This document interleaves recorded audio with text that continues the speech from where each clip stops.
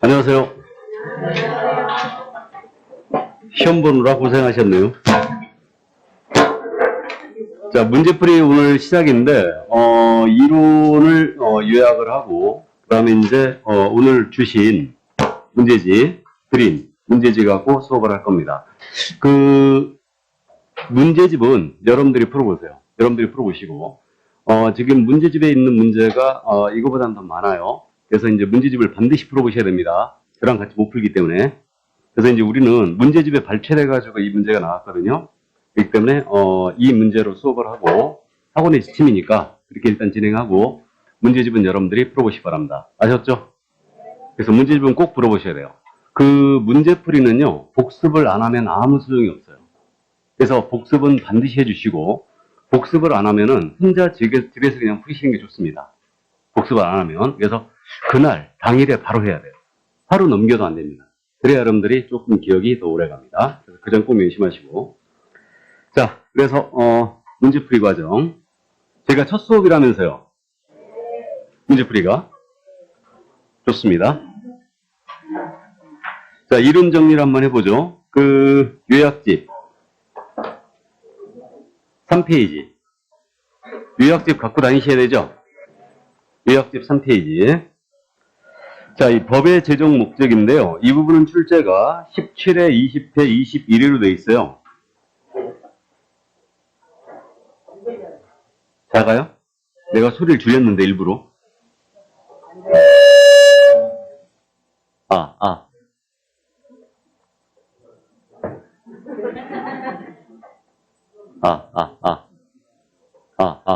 더 작아졌는데?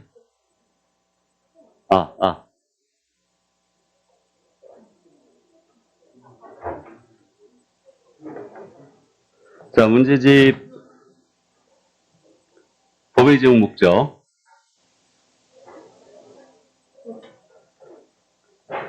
보겠습니다. 그저 17회, 20회, 21회 때 출제가 됐는데요. 21회가 마지막 출제였습니다. 그래서 이제 이 부분은 단순하게 그냥 암기만 해주시면 되는 부분이에요. 자, 그래서 법의 제정 목적인데, 우리 공인중개사법의 제정 목적은 공인중개사의 업무에 관한 사항을 정하여 그 전문성을 제고하고 부동산 중개업을 건전하게 육성하여 국민경제 이바지함을 목적으로 한다. 이 자리에서 바로 암기합니다. 공인중개사의 업무에 관한 사항을 정한다는 말 쉽게 기억이 되고요. 전문성을 높이는 거죠. 제고하고.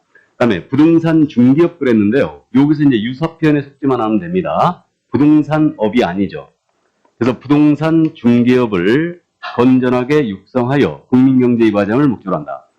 그래서 이제 부동산업이 중개업도 있고 개발업도 있고 컨설팅업도 있고 분양대행업도 있고 등등등이 있는데 우리는 중개업만 영위할 목적으로 중개업을 육성할 목적으로 일단 예정이 되어 있지 부동산업이 아니에요. 그래서 부동산 중개업이 아니다.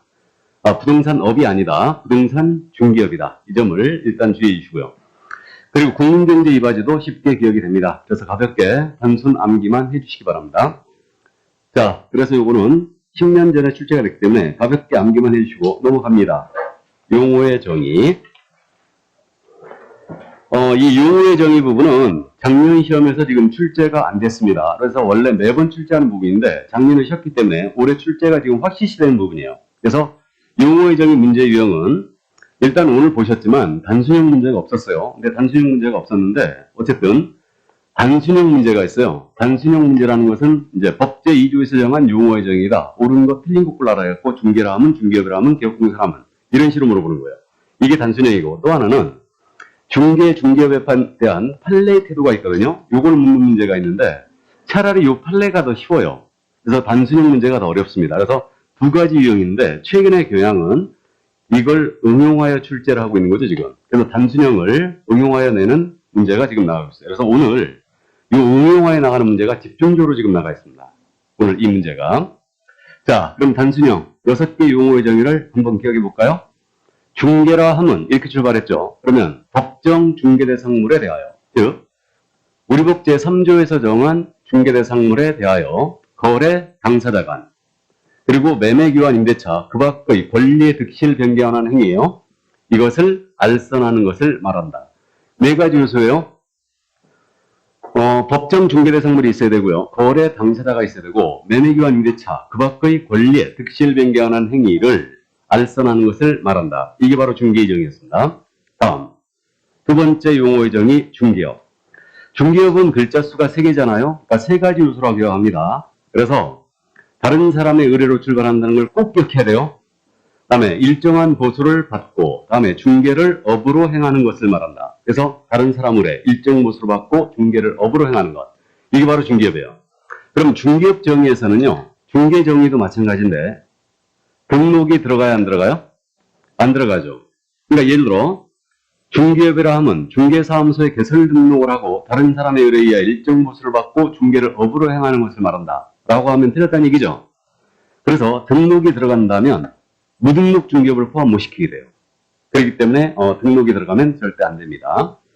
자, 다음 이제 개업공사 용어의 정의예요. 개업공사라 하면 이 법에 의하여 중개사무소에 개설 등록을 한 자를 말한다. 그럼 개업공사는 뭐만 기억하자? 개설 등록. 다른 말이 더 들어가면 안 돼요. 이 법에 따른 중개사무소에 개설 등록을 한 자를 말한다. 개설 등록만 나와야 된다. 그래서 이제 그 점을 주의해 주시고, 우리 개공의 종별은 3가지가 있죠.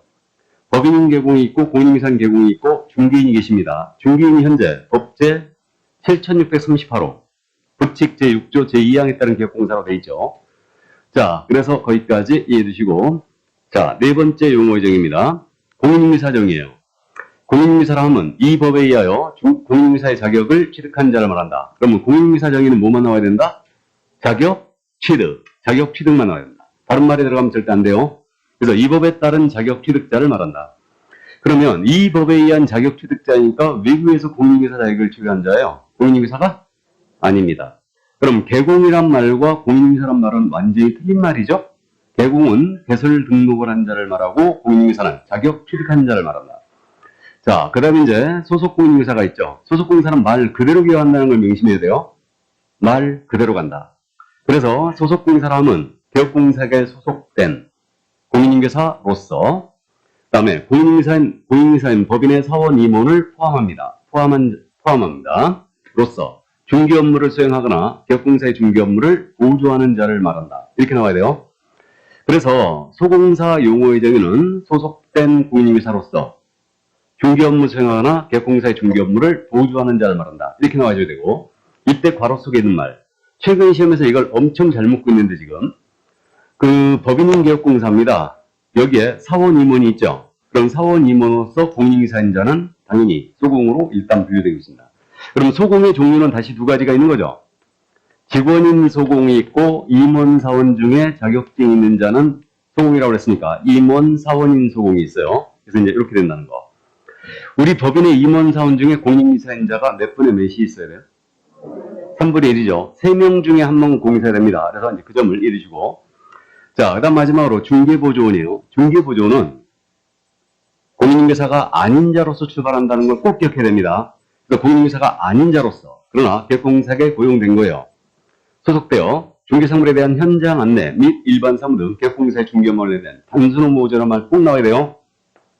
그래서 이게 중개보조원이다. 그래서 중개보조원은 공인인계사가 아닌 자로서 출발한다는 걸 꼭 암기를 해야 됩니다. 그래서 반드시 6가지 단순형 이렇게 이제 암기해 주시고요. 그럼 나머지 이제 판례 태도거든요. 그래서 판례 태도를 먼저 보는데, 우리 유학집에 4페이지부터 지금 판례가 나와 있죠. 4페이지. 이 판례, 차라리 판례가 더 쉽습니다. 단순형보다는. 그럼 어떠한 행위가 중개 행위인지 여부예요. 중개 행위인지 여부는 그 행위를 객관적으로 와서의 통념상 결정하지 개업공사의 주관적 의사에 따라 결정할 것이 아니다. 기억하고 있죠? 자, 다음 이 판례, 생각보다 잘 물어보는 판례고요. 두 번째 2번입니다. 5페이지 맨 위에 있는 판례요. 공인인사 자격증 등록증을 대여받아 중개사무소를 운영하는 자가 의뢰인과 직접 오피스텔 임대차 계약했어요. 이 경우는 중개행위에 해당한다고 볼 수 없다라고 했어요. 이 사건 기억하고 있죠? 왜 웃어요? 자, 그러면 등록증, 자격증을 대여받아 사무소를 운영합니다. 그래서 이제 특이한 판례이기 때문에 이해를 해두시는데, 오늘 문제도 나갔죠. 요 지문이 그 자격증 등록증을 대여받았다. A가 자격증을 걸었거든요. 갑이 이 사무소의 사장님이셔요. 그러면 자격증을 걸게 하고 본인이 업무를 하고 있다는 얘기죠. 근데 이 자격증 거신 분이 출근을 안 했어요. 그럼 중개사무소에 자격증 거신 분이 출근 안 하잖아요. 그럼 이건 똑 떨어지는 대여예요. 자, 그래서 대여받아서 운영을 하고 있습니다. 어느 날 을이 이 사무소를 찾아왔던 거예요. 오피스텔을 세를 얻고자 한다고 그랬어요. 근데 이 오피가 전 소유자가 갑이었죠. 그 옛날 등기상 증명서 같은 걸 제시해가지고 본인이 소유자다라고 주장을 했던 거예요. 그래가지고 임대차 계약을 체결합니다. 확인 설명서도 작성 요구가 돼요. 그럼 임대차 계약서 이렇게 써졌을 겁니다. 현재 소유자는 병이었죠. 그래서 임대차 계약서에 갖고 임대인 갑, 서명 또는 날인, 그 다음에 임차인 을, 서명 또는 날인, 알선교육공사 A, 서명 및 날인을 했죠. 그리고 교부가 다 된 거예요. 그래갖고 이자로부터 3천만 원 받아가지고 사기를 친 사건이었습니다. 3천만 원 받았어. 입마에 붙게 됐다는 얘기죠. 추접스럽게 3천만 원 정도는 사기치지 말라고 그랬죠. 3억도 아니고 3천 가지고 말이요. 자, 그래가지고 이 A가 공제에 가입이 돼 있었죠. 그래가지고 우리 이 공제에다가 지급 청구를 한 거예요. A의 중개로 말미암아 내가 손해를 입었으니까 지급해달라. 그래가지고 이 소송이 대법원까지 갔던 거예요. 대법원에서 웬만하면 이건 중개행위를 보고 지급해라 하고 판결이 나가야 되는데 이게 패소했어요. 을이.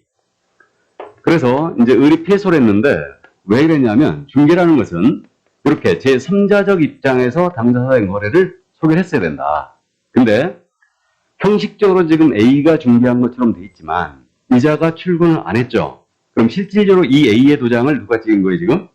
갑이 찍었죠. 그러니까 이거는 중개로 볼 수 없다고 했죠. 그러니까 중개라는 것은 제3자적 입장에서 당사자의 거래를 도와줬어야 된다. 그런데 실질은 이자가 찍었으니 이거는 중개로 볼 수 없다. 해가지고 결국 중개 행위가 아니기 때문에 공제금 지급할 필요가 없다라고 패소가 된 거예요. 이자가.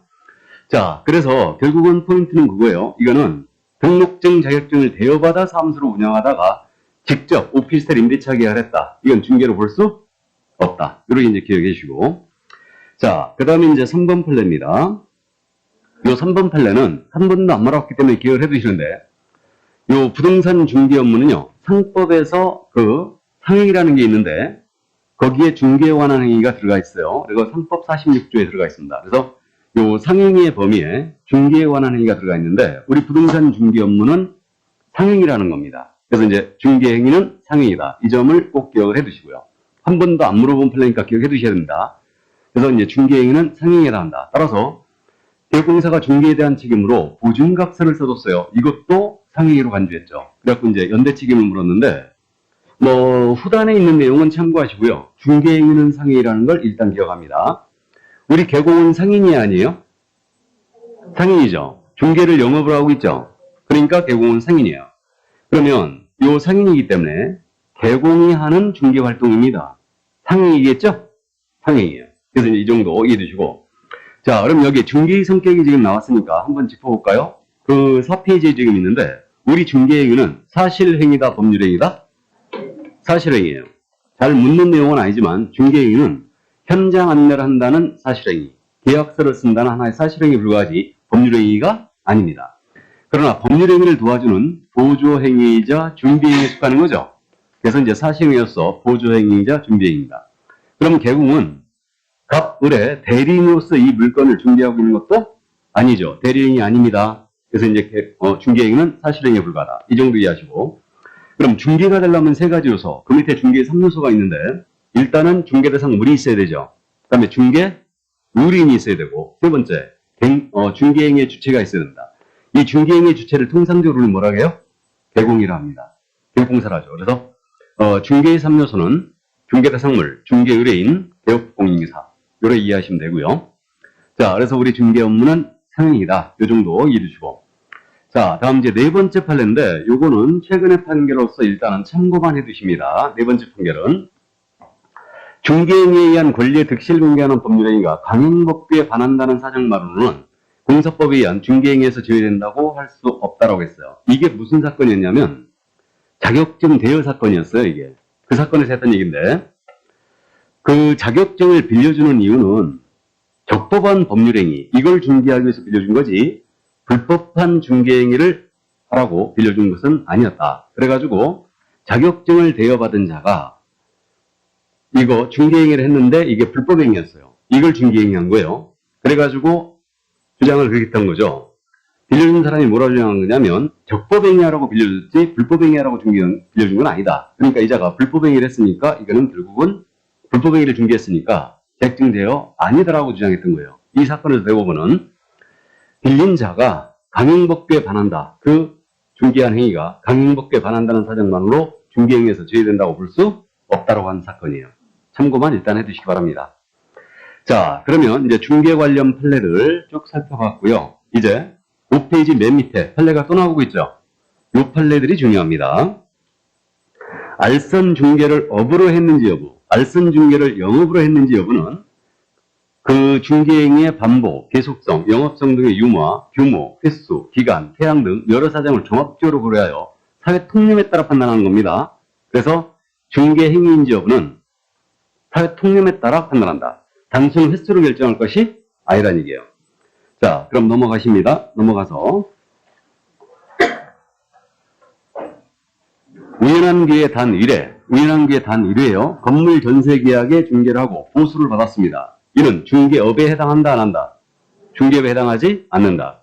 그럼 우연한 기회 단 1회는 절대 중개업은 아니에요. 근데 중개에는 해당이 됐어, 안 됐어요? 중개에는 해당됐죠. 건물 전세 계약에 소개를 했다. 그럼 이거 중개에는 해당이 된 겁니다. 근데 중개업은 아니다. 다음 3번 판결이에요. 권리금을 수수하도록 중개했습니다. 이것은 중개행위 아니겠죠? 권리금은 중개상물이 아니에요. 그렇기 때문에 이것을 소개했다. 그러면 중개행위가 아닙니다. 그럼 우리말이에요. 기억나세요? 중개를 한마디로 표현하면 뭐라고 그랬어요? 중개를 한마디로 표현하면 중개대상물에 대한 알선. 이게 중개였어요. 그럼 중개대상물이 아닌 것을 알선했다. 중개? 아닙니다. 그래서 권리금 거래를 소개했다든가 세탁기, 냉장고, 기계를 소개했어요. 중개? 아니죠. 자동차 거래 소개했습니다. 중개? 아니에요. 그러니까 이 중개대상물에 대한 소개를 했어야 된다. 그 다음에 알선은 소개를 말합니다. 그러므로 부동산에 대한 컨설팅을 해줍니다. 분양 대행을 해주는 거예요. 그럼 컨설팅 분양 대행은 소개가 아니죠. 그러니까 이건 중개에 해당한다, 안 한다? 안 한다. 그렇기 때문에 권리금은 중개사물이 아니므로 권리금 거래를 소개했어요. 중개행위 아니고 우리 중개보수라는 것은 중개행위에만 적용되기 때문에 결국은 중개보수 한도도 적용되지 않습니다. 그럼 이 보수는 알아서 받으라는 얘기죠? 그 얘기입니다. 자, 그 다음에 이제 네 번째 판결이죠. 요거 생각보다 엄청 잘 내고 있는데 컨설팅 자체는 중개가 아니라고 그랬어요. 중개업도 아닙니다. 그러면 이 컨설팅이나 분양 대행에 부수하여 중개업을 했어요. 그럼 중개업에 해당될 수 있죠? 네, 그래서 부수적으로 하더라도 이건 중개업에 해당될 수 있다. 자, 그 점 이해를 일단 해두시고요. 그러면 넘어갑니다. 5번 판결. 중개정에서 말하는 그 밖의 권리입니다. 그 밖의 권리에는 저당권 등 담보물권이 포함되죠.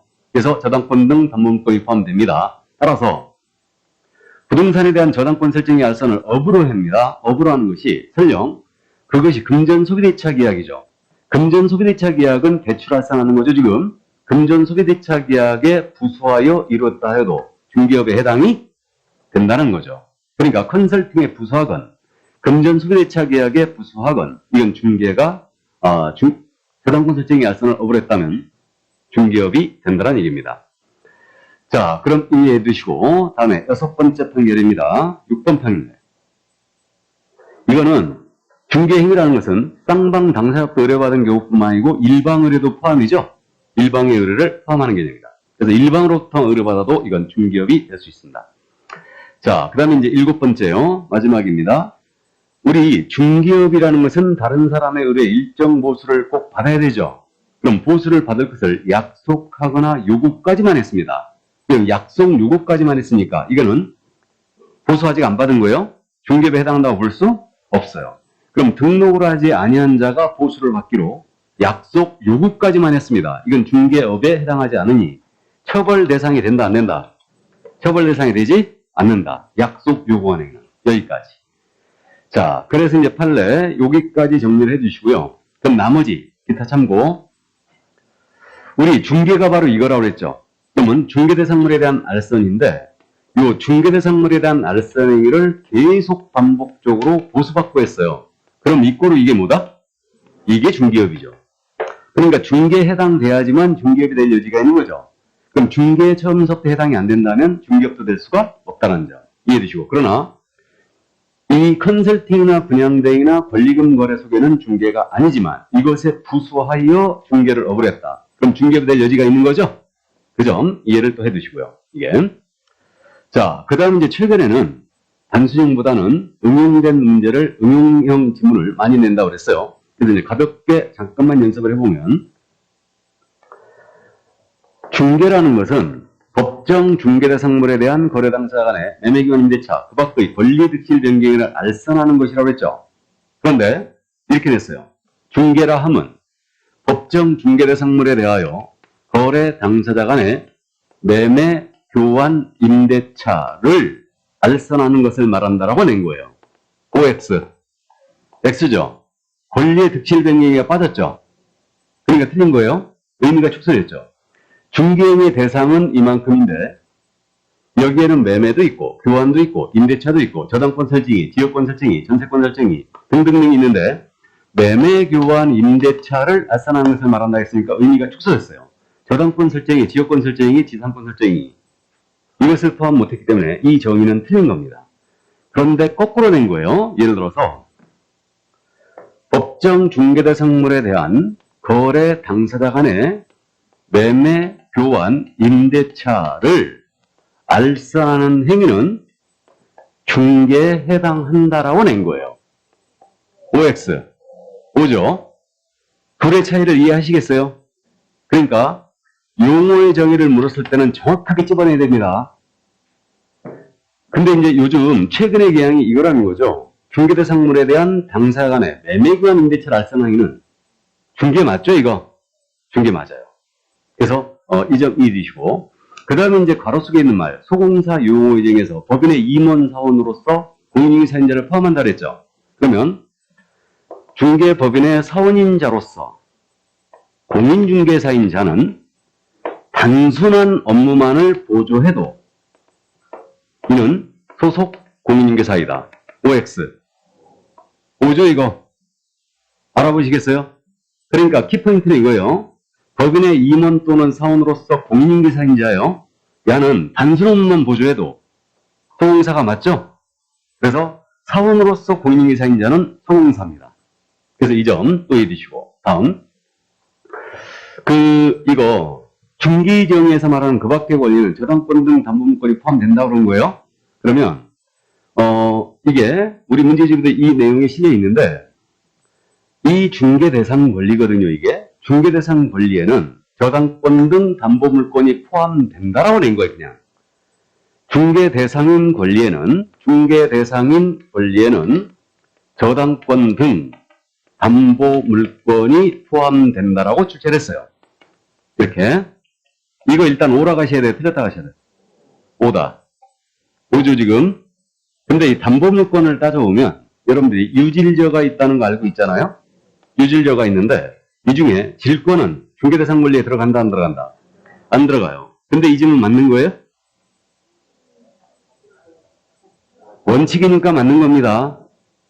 그래서 중개대상인 권리에는 저당권 등 담보물권이 포함이 됩니다. 단 질권 제외예요. 이해하셨죠? 그러니까 이제 이 문제풀이 과정에서 이런 지문들 정확하게 집어내야 된다. 그러니까 원칙적인 지문을 출제하면 일단 맞았다. 근데 우리가 지금 성인이다 보니까요. 예외를 생각하여 원칙적인 지문을 틀렸다고 하면 안 돼요. 그러니까 이 지문을 틀리게 낸다면 이렇게 내야 돼요. 중개 대상인 권리에는 저당권 등 담보물권 모두가 포함된다라고 내는 거예요. 그럼 이때는 확실히 틀렸죠, 이거. 질권이 확실히 빠졌으니까. 근데 담보물권이 포함된다라고 하면 맞아야 돼요. 맞았다고 하셔야 되고, 단 질권 제외다. 이해하셨죠? 근데 요즘은 이 정도까지 내지 않아요. 출제자가. 왜? 누군가 태클 꼭 들어올 거니까. 그래서 이제 이 정도 감 잡고 나머지 내용은 문제를 볼까요, 이제? 자, 그럼 이제 1번 문제로 갑니다. 문제지.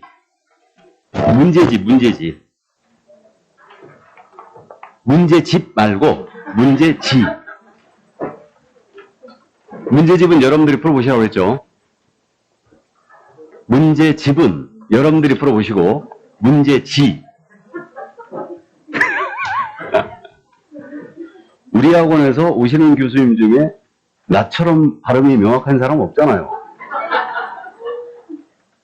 누가 우울해서. 있어요? 있으면 얘기해봐요, 내가. 다 명확해요?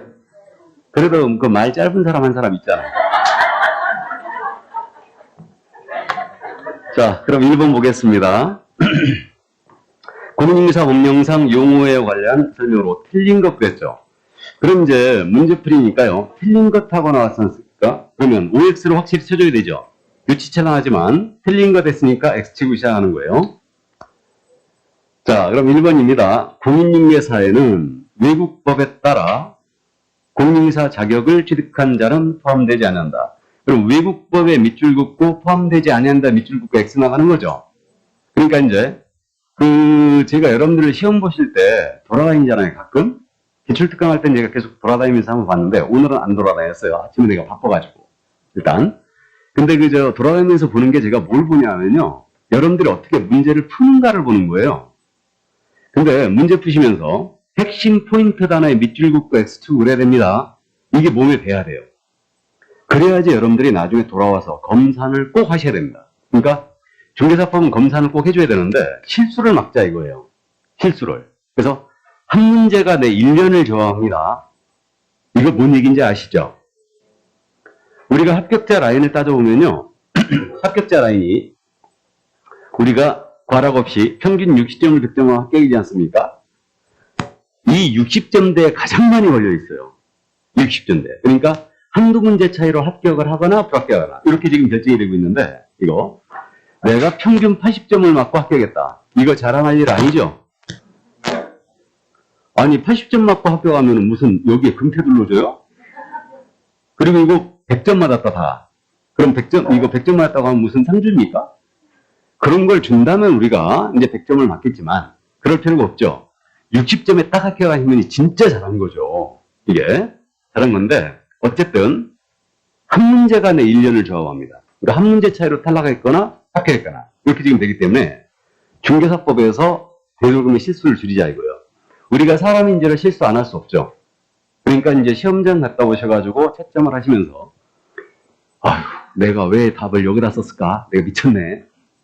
이런 말이 되도록이면 덜 나와야 돼요. 그러기 위해서 우리가 검사를 하는 겁니다. 그래서 검사를 하기 위해서 이게 반드시 OX가 쳐져야 되고 맞은 것은 O, 틀린 것은 X, 그 다음에 핵심 단어에 밑줄 긋고 X입니다. 이렇게 이제 XO를 쳐주고, 그 다음에 잘 모르겠다. 그럼 세모죠? 이렇게 지금 하는 겁니다. 그래서 이게 몸에 배야 돼요. 이제 이거부터 차츰차츰 연습을 하시기 바랍니다. 우리는 매일 지금 전 과목의 시험을 보죠, 이제. 그러면 결국은 우리는 지금 7월달부터 10월달까지 첫 시간에 매일 시험 보는 거예요, 여러분들은 이제. 매일. 그래서 원래 이제 9, 10월 달에 동영 모의고사 할 때 먼저 오셔갖고 이제 시험을 보거든요. 근데 우리는 문제풀이부터 지금 현재 시작하기 때문에 일단은 좀 더 2달이 빨리 가고 있는 거예요. 그러니까 문제 적응력을 키우는 거죠.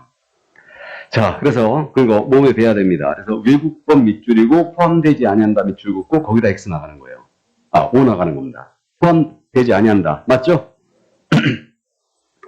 우리 법에 따른 자격 취득자가 공인중개사다. 그럼 2번 질문.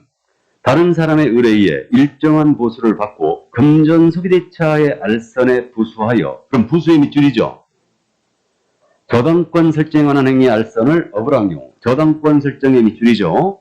업으로 한 경우 밑줄 긋고 중개업에 해당되지 아니한다. 해당되지 아니한다 밑줄 그으면 OX, X. 부수적으로 하더라도 중개업이 될 수 있죠. 큰 설득에 부수하더라도, 금전 소비대차에 부수하더라도 이건 중개업이 될 수 있다. 그러면 금전 소비대차 계약만 소개를 했어요. 이건 중개에 해당한다, 안 한다? 안 한다. 금전은 중개사물이 아니죠. 그 중개에 해당하지 않습니다. 자, 그러면 2번 질문 정답 됐고요. 그럼 이제 우리는 시험장에서 정답이 나오면 그냥 통과하는 거죠. 통과하는 겁니다. 다음 질문 읽지 않는 거예요. 그리고 돌아와서 읽어보는 거예요. 돌아와서. 그러면 속으로 지금 그러고 있잖아요. 돌아올 시간이 어딨냐고. 우리 우리 중개사법의 공법하고 엮여 있죠? 100분 동안 80문제를 푸는데 못 돌아오시잖아요? 그럼 영원히 못 오십니다. 중개사무소에 못 온다는 얘기죠? 이거. 그러니까 돌아오셔야 된다고. 그러니까 시간을 만들어야 돼요. 그래서 이제 풀 때 스피드하게 푸는 요령이 그런 것. 그러니까 이게 답이 나오면 넘어가고 이렇게. 그래서 이 문제집이 비교적 문제가 쉬워요. 지금 문제가 쉽습니다. 벨벳 꽈난 문제가 거의 없어요. 그렇기 때문에 쉽기 때문에 그렇게 꼭 이제 연습을 하시기 바랍니다. 예.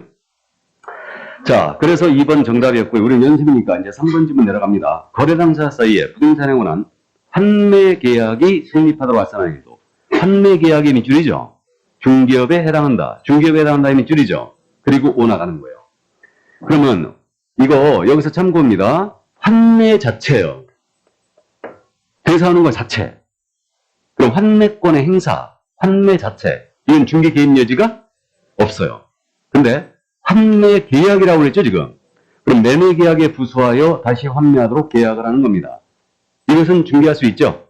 그렇기 때문에 환매 계약을 소개한다. 그럼 이건 중개가 분명히 맞습니다. 자, 그래서 3번 맞고요. 4번 질문. 공인인사 자격 취득 후 중개사무소 개설 등록을 하지 않은 자는 등록을 하지 않았다고 그랬죠. 거기에 밑줄 긋고 기업공사가 아니다. 아니다에 밑줄 그으면 OX 옵니다. 그래서 등록을 하지 않은 자는 개공이 아닙니다. 자, 그 다음에 이제 5번 질문. 보수를 받고 오로지 토지만 중개를 업으로 하는 경우, 토지만 중개를 업, 밑줄 그으면 중개업에 해당한다. 해당한다에 밑줄 그으면 OX 오죠. 맞습니다. 특정 물건에 대하여 특정 행위만 계속 반복적으로 소개해도 이건 중개업이 될 수 있다. 그러니까 토지 전문 중개업소, 공장 전문 중개업소 있을 수 있죠. 그래서 정답은 2번이었어요. 그래서 그저 지금 1번 지문, 다음에 이제 4번 지문. 이게 바로 이제 최신의 경향들입니다. 경향들이고, 그 다음에 이제 3번 지문.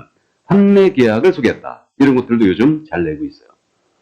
자, 그래서 정답 2번이었고요. 2번 내려갑니다.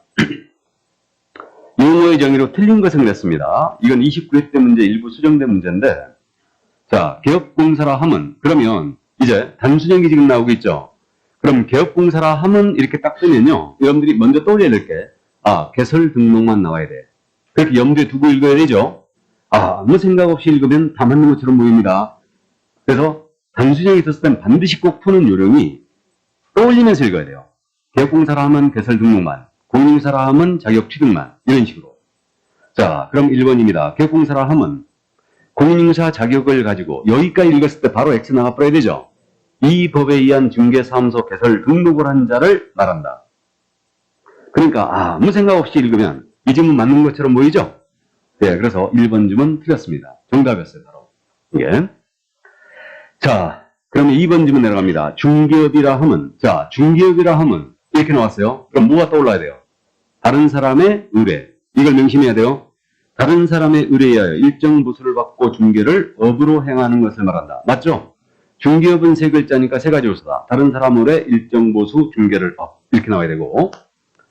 자, 다음 3번 질문이에요. 법정 지상권을 양도하는 행위를 알선하는 것은 법정 지상권의 밑줄, 알선의 밑줄, 중개에 해당한다, 해당된다의 밑줄. 맞습니까? 그럼 법정 지상권의 양도 행위를 소개했어요. 그럼 법정 지상권은 중개상 권리가 맞죠? 이거는 중개대상물 파트에서 나오는데, 그럼 법정 지상권을 양도하는 것을 소개했다. 중개 맞죠? 자, 다음 4번 질문 갑니다. 공인인사라 함은, 자, 그럼 뭐가 떠올려야 된다? 자격, 취득. 이 법에 의한 공사 자격을 취득한 자를 말한다. 자격 취득. 밑줄 긋고 오 나갑니다. 그럼 5번 질문이에요. 중개라 함은 그랬어요. 중개라 함은. 그러면 중개대상물에 대하여. 이거 우리 중개라 함은 제3조에서 정한 중개대상물에 대하여 이렇게 돼 있었죠. 그러면 법정 중개대상물이라고 하거나 아니면은 그냥 중개대상물 해도 맞는 표현이에요. 그러니까 중개대상물에 대하여 거래당사가 나요. 매매권 임대차, 그 밖의 권리의 득실 변경은 꼭 나와야 됩니다.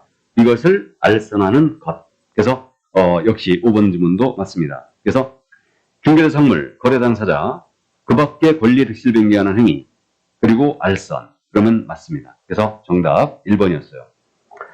자, 그러면 이제 3번 문제로 들어갑니다. 용어와 관련한 설명으로 옳은 것 그랬습니다. 그럼 5 해놓고 시작하는 거예요. 1번 질문. 일정 보수를 받고 부동산 중개인가 부동산 컨설팅에 부수하여 업으로 이루어졌다면, 부수의 밑줄이죠. 업으로 이루어졌다면 중개업에 해당한다. 중개업에 해당한다 밑줄 그으면 OX, O입니다. 바로 1번 또 정답이에요.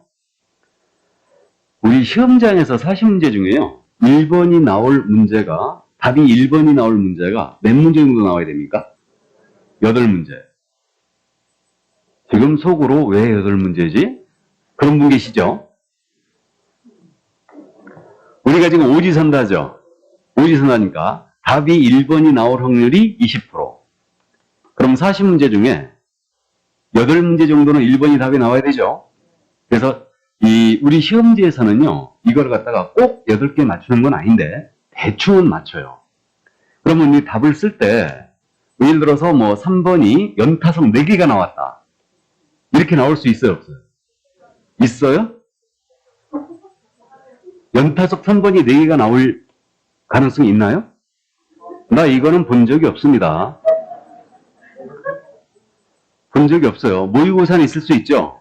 모의고사는 선생님들이 답변치 할 때 나나 대충 맞춰놓지 다른 선생님들은 그냥 대충 냅니다. 다. 그리고 모의고사 답 찍을 때는 항상 찍을 때 4호번을 찍는 거예요. 찍을 때는 4호번을 찍어야 돼. 모의고사는 왜 그럽니까? 선생님들이 문제를 낼 때요, 답을 밑에다 배치해. 그래갖고 그런다? 지가 내다 보니까 밑으로 간 건데 들어와서는 뭐라고 하냐면 다 읽어보라고 밑에다 배치했다고. 그래서 어쨌든 그 모의고사는 찍을 때 4호번을 찍는 겁니다. 근데 시험장에서는요, 그렇게 찍는 게 아니에요. 찍는 것도 기술입니다. 이건 나중에 말씀드릴게요. 문제풀이 첫 시간에 찍는 것부터 얘기하면 안 되죠. 그러니까 어쨌든 나중에 시간이 남아 한번 찍는 것도 기술이에요, 이제. 찍는 것도. 시험장에서는 찍는 것도 실력입니다. 그렇기 때문에, 일단은 대충은 맞춘다는 거예요. 꼭 그런 건 아닌데, 20% 정도를 맞춥니다. 그러니까 8개 정도가 1번인데, 1번이 이렇게 확실히 다음에 나올 거는 엄청 반갑습니다. 맞죠? 그럼 통과해버리는 거예요. 자, 그럼 2번 질문 내려갑니다. 반복 계속성이나 영업성이 없이 단 1회 밑줄이죠. 건물 매매 계약의 중개를 하고 보수를 받은 경우 중개를 업으로 한 것으로 본다. 업으로 한 것 밑줄 긋고 X는 합해야 되죠. 그러면 우연한 게 단 1회입니다. 그럼 이거는 업이 절대 아니죠. 그럼 맞고요. 업으로 한 것으로 틀렸고요. 다음 3번 질문. 중개사무소 개설 등록을 하지 아니한 자가 다른 사람의 의뢰에 의해 일정 보수를 받고 중개를 업으로 한 경우 등록을 하지 아니한 자 밑줄 긋는 거죠. 중개업에 해당되지 아니한다. 해당되지 아니한다 밑줄 긋고 X는 가야 되죠. 등록을 하지 아니한 자가 중개를 업으로 했어요. 그래도 중개업에 해당될 수 있죠. 그러므로 틀렸습니다. 등록 여부를 따지지 않는다. 그러니까 중개와 중개업정에서는 등록 여부를 따지지 않습니다. 그러므로 3번 질문 틀렸고 4번 질문. 부동산 중개는 부동산의 매매, 교환, 임대차 등의 계약을 중개하는 상사중개이다. 자, 오래간만에 이 질문이 나왔는데 최근에 내지 않습니다. 이런 질문은 내지 않거든요. 아예 강의에도 내가 반영 자체를 안 했죠. 반영 자체를 안 했고요. 요약집에도 이 중개 종류에서 다 빼버렸어요. 다 빼버렸는데 우리 상사중개냐 민사중개냐 이거 있거든요.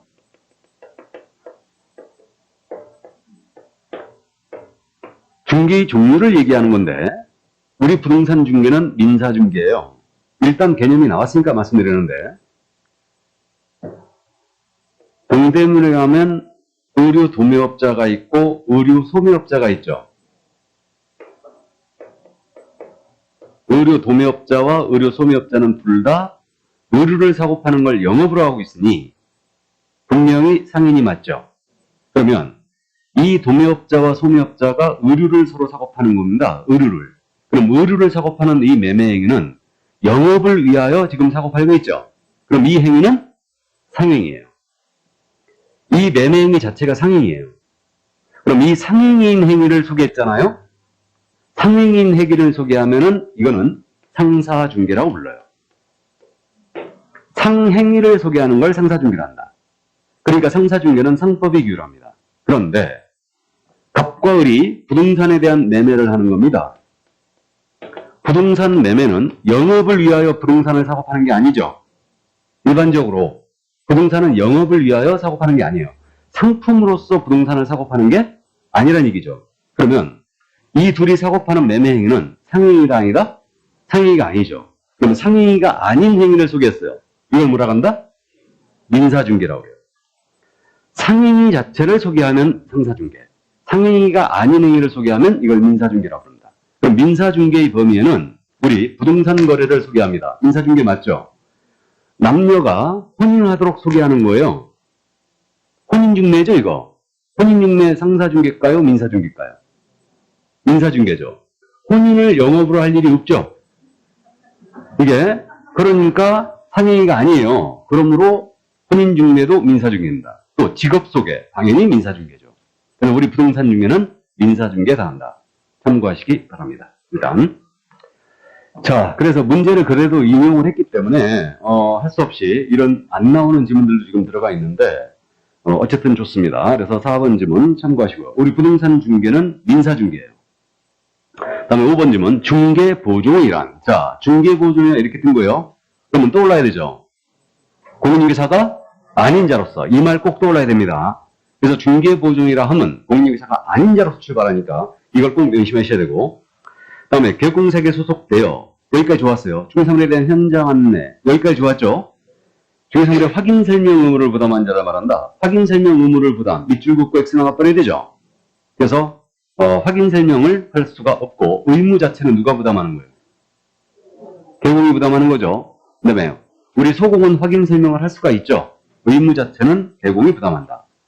그래서 5번도 틀렸습니다. 정답 1번이었어요. 자, 그럼 4번 문제 넘어갑니다. 중개와 중개에 관한 설명 중 옳은 것 그랬어요. 그럼 이제 O 해놓고 시작합니다. 1번 지문. 중개사무소에 개설 등록을 하지 않고의 밑줄이죠. 부동산 거래를 중개한 자가 거래한 사각에 단지 보수를 받을 것을 약속하거나 요구하는데 약속 요구의 밑줄이죠. 그친 경우라도 중개업에 해당한다. 해당한다의 밑줄 긋고 OX, X 나와야 되죠. 약속 요구한 행위는 보수를 안 받았으니 중개업으로 볼 수 없다. 그럼 이거 처벌 대상이 돼야 안 돼요? 안 되는 거죠. 약속 요구한 행위는 우리 법상 처벌할 수 없다. 그러므로 1번 지문 틀렸고 2번 지문. 법인인 개업공사가 일반인을 대상으로 부동산 컨설팅을 하고 보수를 받은 경우, 컨설팅의 밑줄이죠. 보수를 받은 경우 이는 중개업에 해당한다. 중개업에 해당한다 밑줄 그으면 OX, X죠. 컨설팅이나 분양 대행은 소개가 아니죠. 중개가 아니니 보수를 받았다 하더라도 이건 중개업이 될 수 없다. 그러므로 X. 소개하는 행위가 아니죠. 컨설팅은. 다음 3번 질문. 임대차 계약을 알선한 개업공사가 계약 체계로 계약상 의무가 원만하게 이행되도록 주장할 것이 예정되어 있는 때에는 그러한 개업공사 행위는 중개행위 범위에 포함된다라고 했어요. 자, 이 판례는 지금 손해배상에서 나오는 판례거든요. 그러니까 손해배상에서 나오는 판례들인데 지금 그래서 3번하고 5번 지문이 바로 손해배상에서 나오는 판례들이에요, 이거. 그래서 여기서 이제 나왔으니까 미리 말씀드립니다. 이해를 조금 해둘 필요가 있는데 요즘 지금 최근에 시험에서 이게 손해배상에서 나오는 중개행위를 갖고 우리 쪽에서도 물어보거든요. 중개 용어에 정해서 물어보는데 지금 손해배상에서 중개행위가 왜 나오냐 하면요. 우리 법 30조 제1항 30조 제1항 이렇게 돼 있죠. 개업공사는 중개행위를 함에 있어서 고의 또는 과실로 인하여 거래 당사자에게 재산상의 손해를 발생하였다는 그 손해를 배상할 책임이 있다 그랬죠. 그러니까 이 중개행위 범위가 어디까지냐. 중개행위 하다가 고의 과실로 손해를 피해야지 우리 법에 따른 책임이 발생이 되는 겁니다. 그래서 이 중개행위 범위를 우리 대법원은 용어의 정의에서 지금 나오는 중개행위가 있고 손해배상에서 나오는 중개행위가 있는데 여기 손해배상에서 나오는 중개행위 범위를 훨씬 넓게 해석했어요. 그래서 우리가 지금까지 용어의 정의에서는 중개행위가 어떻게 됐냐면 중개대상물에 대한 알선 행위가 바로 중개행위였죠. 그럼 중개사물이 아닌 것을 소개했다든가 소개하는 행위가 아닌 것도 중개가 아니었어요. 그런데 손해배상에서 말하는 이 중개행위 범위는 용어의 정의로 한정하여 해석할 것은 아니다 그랬어요. 용어의 정의에서 나오는 중개행위로 한정하여 해석할 것은 아니고 훨씬 더 넓게 해석해서 계약의 이행에 관여했다. 중도금, 잔금, 등기서류 교부하다가 손을 입혔다. 이것도 중개행위 하다 입힌 경우로 보아야 한다라고 해석했어요. 이게 이 부분은 충분히 수긍이 가요. 중개행위 범위로 본다는 거. 그래서 원래 중개 완성 시점은 계약의 체결 시점이죠.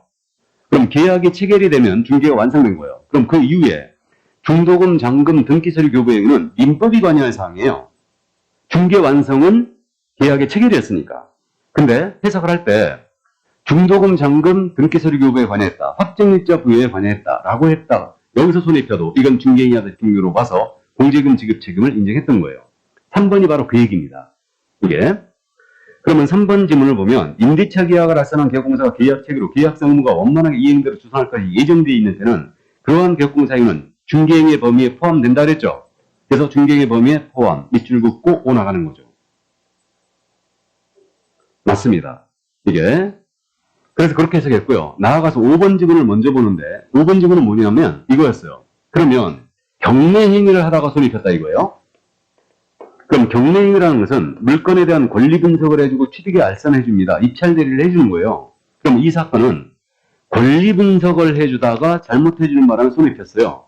이것도 중개행위를 하다가 손이 핀 경우로 봐야 한다고 해석했어요. 용어의 정의에서 관점에서 보면 권리 분석의 얘기는 절대 이건 중개로 볼 수가 없죠. 이해되세요? 그러니까 결국은 권리 분석을 하다가 손이 핀 경우는 중개행위로 볼 수 없나, 용어의 정의 관점에서 보면 중개행위로 볼 수가 없었는데 손해배상 쪽에서는 이것도 중개행위 하다가 핀 경우로 봐야 한다고 해석했던 거예요. 이게. 그 다음에 최근에 판례는요, 월세 임대차 위임을 받았거든요. 근데 전세를 놓고서 그 전세금 갖고 도주한 거예요. 필리핀으로. 이게 관리 대행하다가 사기친 거죠, 지금. 그래서 관리 대행을 하다가 손해 핀 경우도 중개행위 하다가 핀 경우로 봐야 한다라고 해석했어요. 이게. 그래서 지금 5번 지문을 먼저 보시면 공인중개사법 제14조 법인계약공사의 업무 제2항 소정에 경매 대상 부동산에 대한 권리 분석 및 취득의 알선을 위한 행위는 공사법 제30조 손해배상 책임 제1항의 중개행위에 해당하지 않는다고 했죠, 지금. OX, X죠. 해당된다는 거예요. 5번 지문이 정확하게 는 겁니다. 3번 지문에서도 손해배상에서 말하는 중개행위로 언급을 했어야 되는데, 어쨌든 1번의 정답이 나왔으니, 3번의 정답, 이게 이제 됐긴 했는데, 어쨌든 3번도 그렇게 언급했으면 좋았을 건데, 판례가 이행위 하다가 손해 핀 경우도 30조 1항의 중개행위 범위로 봐야 한다라고 해석했던 거예요. 경매행위 하다가 손해 핀 경우도 30조 1항의 중개행위 범위로 봐야 한다. 이렇게 해석했던 겁니다. 이해되세요? 조금 어렵지만 이해되시고, 그러나 이제 여러분들이 문제를 풀 때 어떻게 풀어야 되느냐? 중개행위냐 아니냐는 문제를 풀 때는 용어의 정의라고 언급을 해줘요. 용어의 정의에서 말하는 중개행위다. 그러면 중개대상물에 대한 알선이라고 풀어야 되죠. 근데 만약에 5번 지문처럼 내잖아요. 손해배상이라고 언급을 해요. 손해배상 책임에서 말하는 그 책임을 발생시킬 수 있는 중개행위 범위로 해석된다. 그런 식으로 문제를 냅니다. 그러니까 알아보실 거예요. 뭔 말인지 이해하셨죠, 이거? 그러니까 우리는 문제를 풀 때 기준을 용어의 정의 중개행위로 보는 거예요. 그리고 손해배상에서 말하는 넓게 해석하는 이 부분은 손해배상에서 중개행위 이렇게 언급이 나와요. 이해되시죠? 네, 그래서 5번 틀렸습니다. 이건 손해배상에서 말하는 중개행위 범위로 해석했어요. 이거는. 그래서 5번 틀렸고, 그럼 4번 지금 보시면 계약공사와 중개의뢰인 간에 보수에 관한 언급이 없다면 계약공사의 중개 완성으로 보수를 받을 수 없다. 우리는 개공은 상인이라고 했죠. 그럼 상인은 일을 하면 보수를 받지 않습니까? 그러니까 개공은 상인이기 때문에 중개 계약에서 유상임을 명시하지 않았어요. 유상임을 명시하지 않았다 하더라도 중개 완성 시에는 보수를 청구할 수 있다. 왜? 개공이 상인이니까. 자, 그래서 4번 지문도 틀렸네요. 자, 그래서 이제 여기까지 중개와 관련된 판례 살펴봤고요. 그럼 이제 5번 지문, 5번 문제 내려갑니다. 이건 20회 문제 수정된 문제인데, 판례 태도 원 문제가 더 좋았을 텐데 수정해 놓는 바람에 약간 배렸는데, 문제가 틀린 것은 그랬어요. 20회 때 아주 좋은 문제를 냈죠, 이거. 판례 태도 정리하는 문제를 냈습니다. 1번 지문이에요. 공인중개사법 제2조 제1호에서 말하는 그 밖의 권리, 그러니까 중개의 정의예요. 2조 1호가 바로 중개의 정의인데, 중개의 정의에서 말하는 그 밖의 권리는 저당권 등 담보물권도 포함된다는 것이 판례이다. 이거 맞는 걸로 알아보셨죠? 저당권 등 담보물권을 포함한다. 단, 질권은 제외예요. 자, 그러면 1번 질문 맞고요. 2번 질문입니다. 유치권은 피담보 채권과 목적물의 점유를 함께 이전할 경우 그 이전이 가능하고, 맞아요?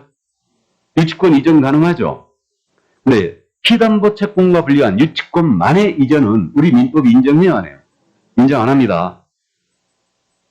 그럼 피담보 채권과 점유를 함께 이전할 경우 이전이 가능하고, 이는 부동산 유치권의 경우도 마찬가지이므로 결국 부동산 유치권은 중개대상 권리가 된다. 자, 그러면 법정지상권 중개상 권리가 된다 그랬고, 유치권도 중개상 권리가 된다. 그래서 이제 이 유치권은 중개상 권리가 되는 게 분명히 맞습니다. 그래서 이 사건이 11회 때 출제자가요, 다음 중 중개대상이 되지 않는 것을 골라라 해가지고 정답을 유치권으로 처리했던 거예요. 이게 그래가지고 한 문제 차이로 떨어진 분이 소송 제기했죠. 유치권이 왜 안 돼? 되지. 그래가지고 소송 제기해갖고 이겨버린 거죠, 이거. 이긴 거예요, 이게. 그래가지고, 그러니까 결국은 이 유치권은 중개상 권리가 된다라고 했죠. 그래서 중개 대상 권리가 되기 위해서는 중개 대상물에 대한 권리의 득실 변경일을 소개하는 게 중개니까 중개 대상물의 성립이 가능하고 이 권리가 이전할 수 있다면 중개 대상 권리가 되는 거죠. 그러면 유치권, 이거 건물이나 토지에서 지금 유치권이 성립되고 있죠. 그리고 이전성 있는 거죠. 당연히 있어요. 그러니까 유치권만 이전하느냐, 이거는 따질 필요가 없어요. 우리 민법 자체가 허용을 안 하니까. 그래서 어떻게 이해하시라고 그러냐면, 물권은 기본적으로 성질 자체가 이전성이 있다 없다? 있다. 그러니까 물권에 대해서는 기본적으로 이전성을 갖고 있는 거예요. 다만 그러면 물권에 대하여 양도 금지 특약을 해버리면 이건 무효가 되는 거죠. 다만 전세권은 양도 금지 특약을 했습니다. 이거 유효다 무효다? 유효다. 전세권 우리나라에만 있어요. 그렇기 때문에 전세권 양도 금지 특약은 유효입니다. 근데 지상권 양도 금지 특약을 했어요. 이건 무효죠? 무효입니다. 그래서 어쨌든 그래가지고 유치권. 그래서 이제 이런 오류를 자꾸 범했기 때문에 우리 과목에서 가장 많이 오류를 범한 문제가 바로 중개사물 문제였어요.